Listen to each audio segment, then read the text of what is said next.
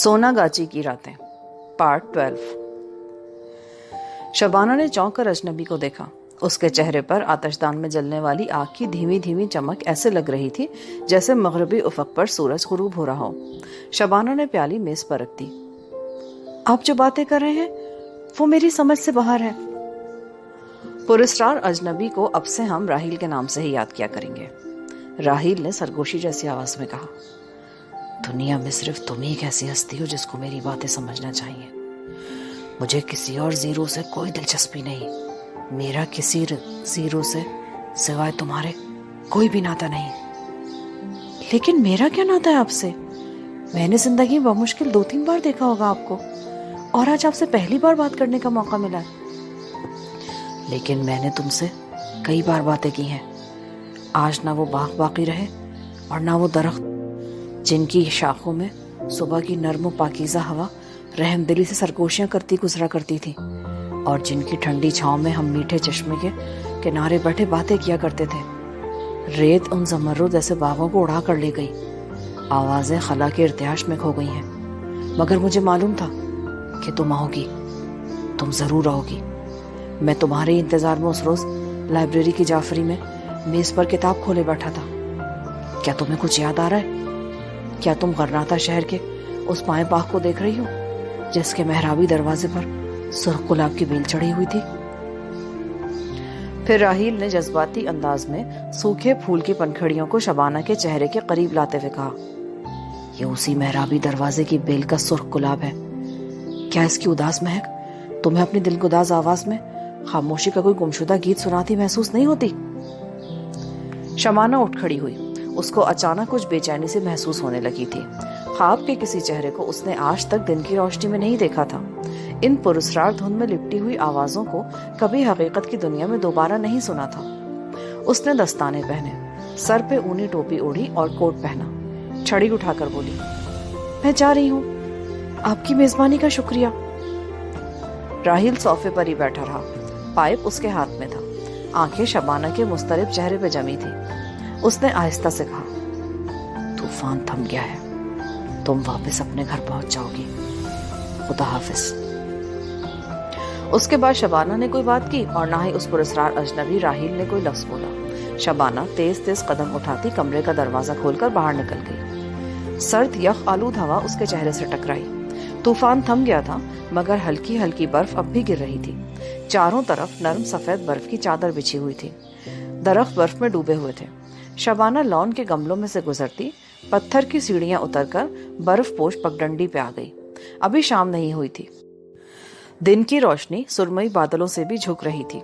शबाना गिरती बर्फ में वापस कोठी में आई तो आमिर उसकी तरफ लपका। बाजी, माय गॉड, खुदा का शुक्र है कि आपकी शक्ल देखी। बाजी, गजाला का तो गम के मारे बुरा हाल हो गया। आखिर अब तूफान में थी कहाँ? शबाना कपड़ों पर से बर्फ छाड़ती सीधी गजाला के बेडरूम में गई। गजाला ने शबाना को देखा तो उसकी जान में जान आई। नाराज होकर जरा सी डांट के साथ कहने लगी, अगर तुमने मुझे ऐसे ही परेशान करना है ना तो मैं कल ही वापस लाहौर चली जाऊंगी। तुम थी कहाँ आखिर? मैंने कहा नहीं था कि तूफान आने वाला है, मत जाओ। शबाना ने कोट उतारकर पलंग पर फेंका और अपनी बड़ी बहन को प्यार करते हुए बोली, आप भी, मुझे क्या खबर थी कि इतना जबरदस्त तूफान आ जाएगा। वो तो अल्लाह का शुक्र हुआ कि ऊपर चश्मों तक ही गई थी। तूफान ने तो अचानक घेर लिया। खुशकिस्मती से खाली कोठी का गैराज नजर आ गया, बस वहीं घुसकर बैठ गई। अब तूफान थमा तो वहां से निकली हूँ। आई एम वेरी सॉरी आपी, तुमसे इजाजत लिए बगैर मैं दोबारा कभी बाहर नहीं जाऊंगी। अब तो खुश हो जाओ ना। गजाला तो शबाना को देखते ही खुश हो गई थी। जब शबाना ने उसको यकीन दिलाया कि वो आइंदा उसकी मर्जी के खिलाफ कहीं बाहर नहीं जाएगी तो उसे और ज्यादा इत्मीनान हो गया। शबाना ने अपने हाथ से सैलून की चाय बनाकर गजाला को दी। दोनों बहनें बैठकर चाय पीने और बातें करने लगी। शबाना की आंखों के आगे पुरस्कार राहील का चेहरा और वो नीम गर्म कमरा घूम रहा था जहां आतिशदान में आग रोशन थी और फिजा में पाइप के तंबाकू और कॉफी की खुशबू में बासी गुलाब के फूलों की महक घुल मिल रही थी, और जहां थोड़ी देर पहले बैठी वो इस वजी और पुरस्कार आदमी से बातें कर रही थी, बल्कि उसकी देवमालाई बातें सुन रही थी। वो सोचने लगी, क्या ये सचमुच कोई ख्वाब की दुनिया का आदमी है? क्या ये तारीख के अवराक से निकलकर हमारी जीती जागती तल्ख तुर्श और शीरीं दुनिया में आ गया है, या ये सब कुछ मेरा महज वहम है? मुमकिन है मैंने कुछ भी ना देखा हो। किसी अजनबी से कोई बात ना की हो, किसी ने मुझे गुलाब का फूल पेश ही ना किया हो। रफाइल की खूबसूरत तस्वीर वाला कोई भी पहाड़ी बंगला ऊपर मौजूद ही ना हो। फ्राइड ने अपनी किताब में ख्वाबों के बारे में जो बाब लिखा है, कभी कभी हम दोहरी जिंदगी बसर करने लगते हैं। ये दूसरी जिंदगी ख्वाब की दुनिया से निकलकर हमारे ऊपर तारी हो जाती है। हम जो कुछ कर रहे होते हैं वो हकीकत नहीं होती, लेकिन वो ख्वाब भी महसूस नहीं होता। शबाना ने अपने इन ख्यालात को झटक दिया। वो ऐसा सोचना नहीं चाहती थी, वो सिर्फ इस किस्म के ख्वाब देखना चाहती थी। इनकी रोशनी वो इन ख्वाबों की खुशबुओं और रंगों के साथ हकीकत की दुनिया में बसर करना चाहती थी। लेकिन उसे यूं लग रहा था कि ख्वाबों ने उसके लाशऊर की दुनिया से निकलकर दिन की रोशनी में उसके साथ सफर करना शुरू कर दिया है। ख्वाब के किरदार उसकी असल जिंदगी में दाखिल होने लगे हैं। शबाना ने उसी वक्त ख्याल कर लिया कि वो कल किसी वक्त पहाड़ी के ऊपर वाली उस कोठी को जाकर जरूर देखेगी कि वहां असल में रहता कौन है। क्या ये महज उसका वहम है? दिन के वक्त जागते में देखा हुआ ख्वाब था या वाकई वहां वो अजनबी शख्स रहता है? रात को वो देर तक अपने बेडरूम में जागती रही। उसे बार बार फ्लाइंग डचमैन की देवमालाई कहानी का ख्याल आ रहा था, मगर वो तो एक अफसानवी किरदार था। शबाना थारो की वॉल्टन खोलकर वर्कगिरदानी करने लगी। इस किताब में दोबारा शबाना को पुरसुकून समंदर में फ्लाइंग डचमैन के बादबानी जहाज की तरफ खींचना शुरू कर दिया, जैसे वो हवा की लहरों पर अपने आप फिजा में उड़ी जा रही है। उसने खाली समंदर में जहाज को देखा, जिसके बादबान मस्तूल से लिपटे हुए थे और जो बेमालूम अंदाज में झूल रहा था। बावर्ची खाने से आमिर की बुलंद आवाज ने उसके ख्वाब अंगेज ख्यालात का सिलसिला मुनक़ता कर दिया। आमिर ने खानसामा को आवाज दी थी। शबाना ने किताब बंद करके रिकॉर्ड प्लेयर का बटन ऑन कर दिया। बेडरूम की नीम गर्म खुशबूदार फिजा में मौसीकी की धुनें बिखरती चली गईं, गोया अनगिनत वालनों की आवाज धीमी धीमी सिसकियों के साथ आ रही थी, जो नजर न आने वाली खिजाओं की हवाओं की तरह सूखे पत्तों को अपने दामन में समेटती शबाना की तरफ बढ़ती चली आ रही थी। खिजा की इन गमंगेज हवाओं के साथ ही शबाना नींद की आगोश में चली गई। दूसरे रोज नाश्ते के बाद उसने गजाला से कहा कि वो डाक बंगले तक जा रही है। कोठी से निकलते उसके कदम अपने आप पहाड़ी वाले बंगले की तरफ उठने लगे। बर्फबारी रात में ही किसी वक्त रुक गई थी। नीले आसमान पर धूप चमक रही थी। हल्की हल्की हवा चल रही थी, जिसकी वजह से सर्दी में बेपनाह इजाफा हो गया था। टेरेस पर बने हुए गोल बंगले की ढलानी छत, पत्थरों की दीवार और लकड़ी के गेट पर बर्फ की तह जमी हुई थी। गेट बंद था। उसने उसे खोला और तंग रास्ते से गुजरती बड़े बड़े संगीन गमलों के करीब से होकर वो बरामदे में आ गई। आतिशदान वाले कमरे का दरवाजा बंद था। उसने दरवाजे को धकेला, दरवाजा खुल गया। कमरा खाली था, आतिशदान बुझा हुआ था।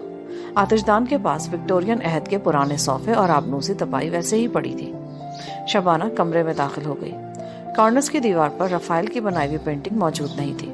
कमरे की फिजा ठंडी थी। तपाई पर सिर्फ छोटा बिलोरी गुलदान पड़ा था, जिसमें गुलाब का बासी फूल सर झुकाया हुआ था। शबाना को बरामदे में कदमों की चाप सुनाई दी। उसने पलटकर खुले दरवाजे की तरफ देखा। एक अधेड़ उम्र चौकीदार कंबल के बुकल मारे अंदर आ गया। बीबी जी, किससे मिलना आपको?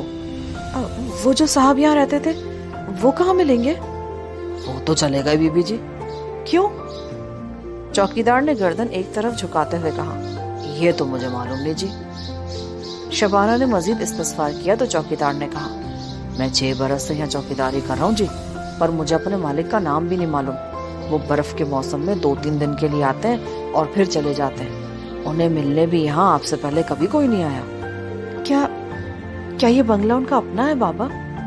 ये तो मुझे मालूम नहीं बीबी जी। उन्होंने मुझसे कभी को बात नहीं की।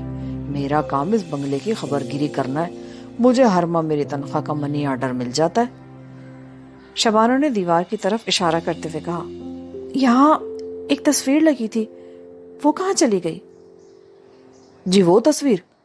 जी तस्वीर मालिक बर्फ के सीजन में अपने साथ लाते हैं और अपने साथ ही ले जाते हैं। पर आप कहाँ से आई हैं बीबी जी?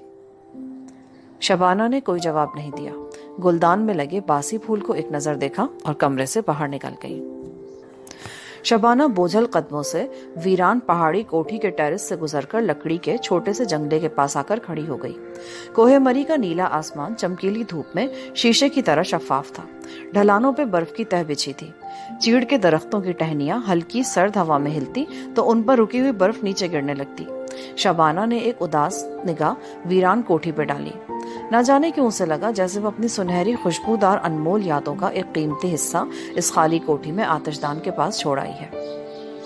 یہاں پر پارٹ 12 ختم ہوتا ہے۔ مزید کہانی سننے کے لیے پارٹ 13 سماعت فرمائیں۔